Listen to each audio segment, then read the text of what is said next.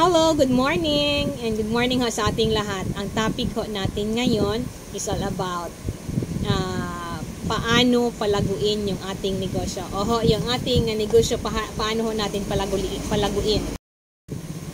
Dahil 5 years na ho ako sa aking tindahan, August 20, 2018 hanggang ngayon ho is parang lumalago pa man din yung aking tindahan. I-share ko sa inyo yung aking experience. Number 1 ho, paano palaguin yung ating tindahan. I-share ko sa inyo ha yung umpisa ng aking tindahan. Yan ho, yung picture. And then paano palaguin number 1. Yun ho, yung my first week dito sa tindahan, konti lang ho talaga yung laman ng tindahan ko. Kasi alam nyo ang puhunan ko, yung magkano yung aking puhunan, yun lang ho yung aking laman. Number 1 tips so paano palaguin is yung ating stock. So number 1 ha, stock so natin ha. Nung first week ho ng opening ko dito sa tindahan, ang una talagang hinanap, meron na ako mga basic ha, yung mga konti-konti lang. Pero yung mga estudyante, parang sa isang araw, kailang bisis nagtanong kung meron ba akong Jetic, yung ballpen, yung Fintech na ballpen, at saka yung Friction. Yun ho, yung always na ginahanap. So hindi ko alam kung ano yung mga ballpen na yon. So nagtanong ako sa kanila din, sa mga kilala ko lang na ano yung Gtech, then nagpakita sila na ganito and then ganyan. And then after a week ko, kasi dati is ako talagang nag-order doon sa Coronadal. May pinupuntahan ako doon. So, hinanap ko si Jetic, si Fintech, at si Friction. Dahil konti lang din yung aking sales, kasi konti pa yung aking stock, no? Kasi nag-opening pa lang ako. So, yun ho. Dahil konti pa lang, pagpunta ko ng Coronadal, kasi doon lang din yung may stock na ganun, binili ko na isang box si Gtech na black, C4, saka si C3, and then si Fintech na 3 lang muna yung binili ko na black, and then si Friction yung erasable na pen. Yun ha, yun siya, isang box lang talaga, para lang kahit pag next week na naman, pag morning ng Monday is doon ko may konti akong stocks. Yan ho yung aking ginawa. Yun, basta ang ginawa ko lang, maglista ho tayo kung ano ang hinahanap ng estudyante. Then doon kayo mag-focus, kasi alam na ninyo na yun yung pinaka-importanting hinahanap nila. So doon yun yung ilista nyo. Ilista nyo talaga ulit-ulit. Then yun na yung bilhin nyo palagi. Number 2 na paano palaguin yung ating negosyo. Ang ating hong servisyo. Yung service natin, paano ho tayo mag-entertain ng customers, paano mo i-treat yung customers mo, kasi gusto nila, sila talaga yung i-entertain mo sila ng mabuti, kausapin mo silang mabuti, bigyan mo sila ng ibang mga choices, yun ho, ha, yung mga choices natin, yung mga product natin, kasi may iba na customer, hindi alam niya anong bilhin. So, dapat ikaw magtanong ka para saan, anong gawin mo dyan sa mga, pag magtanong sila ng ganito, anong gawin mo dyan, ang sabihin mo, para sa ano yan siya, para makapili ka, makabigay ka ng mga choices, yung para sa gamitin nila, kung ano-ano yun ho, kasi gusto nila, parang kung ano yung sa isip nila, alam mo rin, yun ho, parang gusto nila i-connect ka agad.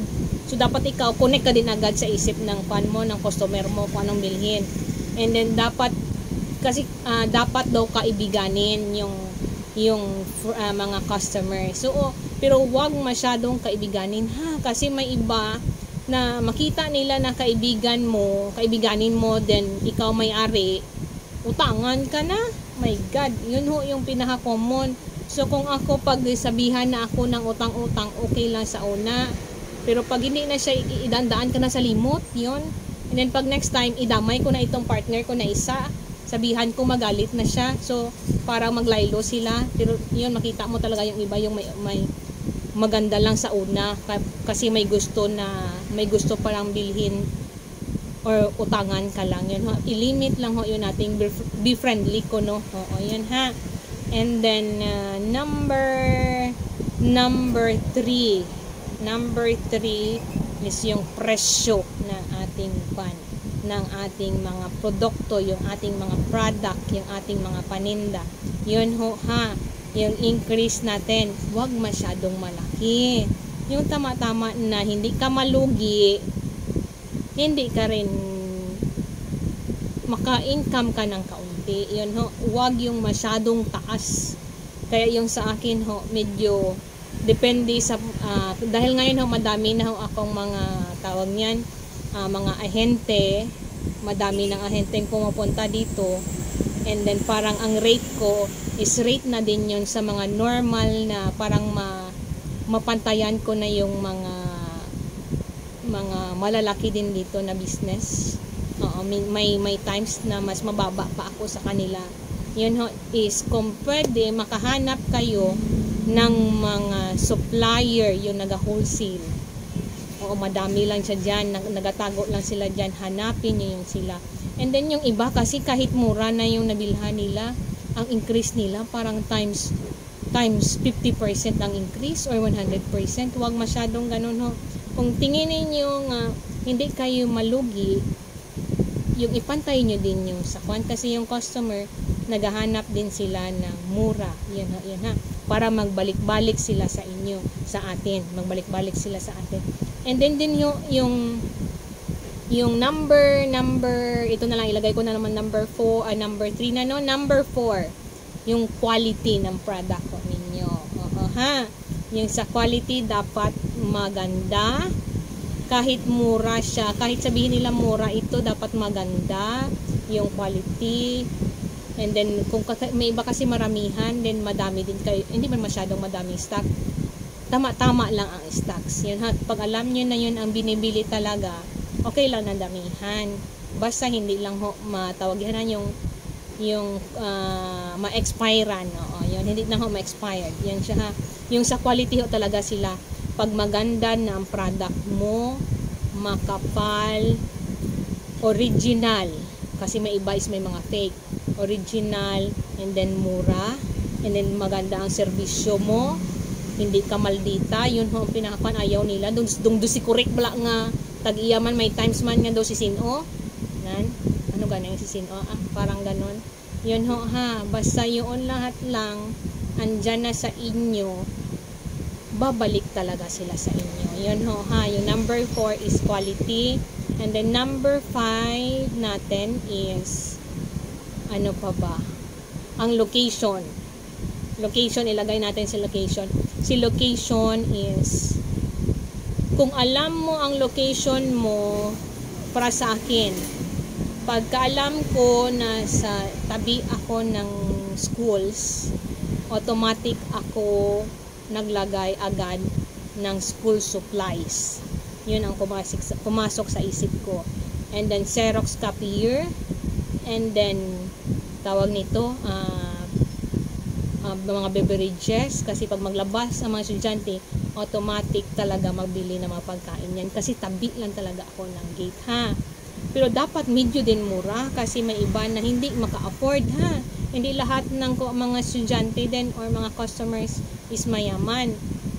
And then ano pa ba? Ito pa pala ang laso ha, yung ilagay natin is para maglago, paano palaguin yung ating negosyo is yung kung baguhan tayo sa negosyo ha, huwag kaagad natin kunin doon lahat-lahat yung mga tawag yan halimbawa ko sa store sa inyo, yung magkain ng mga chichirya, inom ng coke, soft drinks, kain ng merinda, para kasi alam na madaming laman yung tindahan, kain dito, kain doon. Yun ho, sana wag muna, i-rolling muna natin yung ating negosyo, i-rolling muna natin ha. And then pag okay na kaya ng tawag yan kumain, and then kahit kumain hindi maubos yung ating tindahan, yung kaya basta kung bago pa yung negosyo natin, sana wag kunin mo na doon,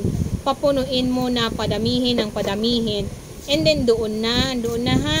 Kasi example ko na lang pala ito, yung may kilala ako dito sa tindahan namin sa street, parang ika 2 years niya na narenta. Kasi yung first niya nga na open is okay. Pandemic pa yun siya ha. Okay yung negosyo niya kasi daming bumibili kasi kunti lang kami ang open. And then parang company to company. So madami talaga siyang stocks. Nakabawi siya for 1 year. And then after 1 year doon, nagbili siya kaagad nangutang kaagad ng sasakyan. Yun, pag-utang sa sasakyan yan, nag-automatic, nag-okay, nag-normal ang business, nag-normal na lahat. And then wala na yung online na kuha-kuha. Bigla na lang naglaylo din yung pinaka-importante na ino-order sa kanya. And then pag-order noon, yung monthly niya, 1 year pa lang yun siya, mag 2 years pa lang siya. Akala siguro is mag-boom na talaga yung negosyo niya. And then yun ho, ngayon is parang nagsisi siya na nagkuha siya ng ganun. Ngayon ho, nagsisi siya kung bakit nagkuha siya ng sasakyan. Kasi pagbalik ng normal, nag-normal na din. And then yun ho, so kung sa atin na baguhan, hanggat wala kayong ipon na kaya 6 months ha, kung magngutang kayo ng mga ganon, or sample na natin yon, kung magutang kayo ng 5 years to pay pa din yun ha, dapat may ipon kayo na kayang i-sustain ng 6 months ha, 6 months, pinakamataas na yung 6 months, kayang i-sustain para kung walang sales sa ngayon na buwan. Kasi may times na pag walang sales, is kaya yung ipon, yung magbayad, hindi yung wala na, naubos na lang. Yun ho ha. Yun yung isa pa pala, yung may negosyo din, yung pinabantay niya, mga anak niya. So ilang anak niya na high school, and then high school no, so kanya-kanya school. So kung may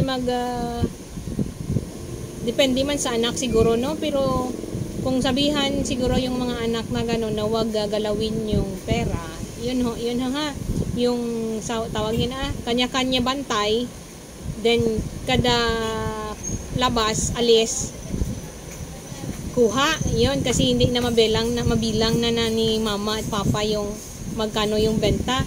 And then yun ho, so si mama at saka si papa mangutang, and then para ibayad, kasi may mag-due sa may bayarin, kasi yung ginabenta inutang, so wala ng sales, naubos na, so mangutang para ibayad sa utang. Wag ko sana ha, yun ang kung pwede na pwedeng bawalan ho talaga, kung pwede ganino, tayo na lang sana ang magkuhan, pero hindi man always na andito tayo sa tindahan. So may times talaga kung pwede masabihan, yun ho ha, yung kung pwede, or may iba tayo na tagabantay, yung mga assistants, oo, yun kailangan kung pwede na tayo ho ang magbantay, yun ho ha, kasi may times doon ho malugi tayo yung magkuha-kuha, alis-alis, and then sige tayo lagay-lagay ng puhunan, and then yung puhunan pangutang, yun ho ha, kasi may iba yun din yung cost na hanggang ngayon hindi sila, bakit daw saan daw nagpunta yung pera niya. Then kami makatingin, ako siyempre hindi na lang ako mag-comment. Yun lang ho yung aking ma-share sa ngayon ho, and thank you and good morning. Thank you.